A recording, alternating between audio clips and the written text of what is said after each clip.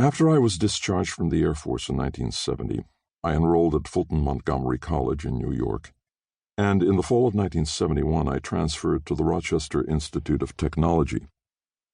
The incidents I am about to relate happened at Fulton in the spring of 1971 and at Rochester in the fall of 1971.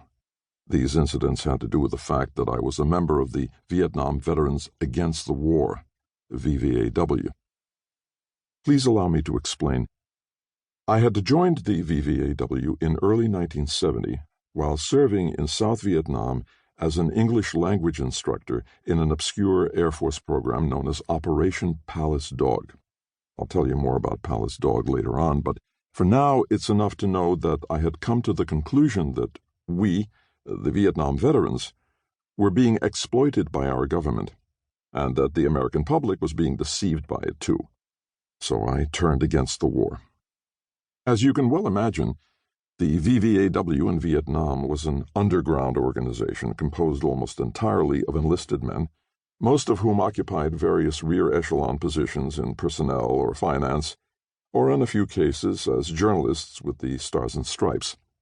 Some very important VVAW members were actually employed inside MACV headquarters in sensitive intelligence jobs that gave them access to the unvarnished and often unpleasant truth, as opposed to the overly optimistic propaganda that was routinely presented in official communiques.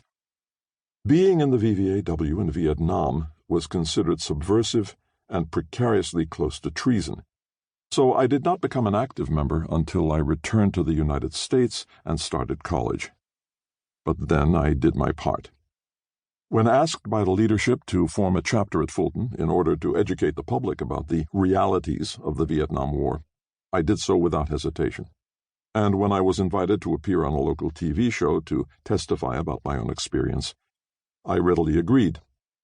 I was living at my parents' house at the time when a person at VVAW National Headquarters contacted me and told me that Jane Fonda was planning to visit Fulton to speak against the war. Like most veterans, we weren't happy that Ms. Fonda had allowed herself to be photographed well.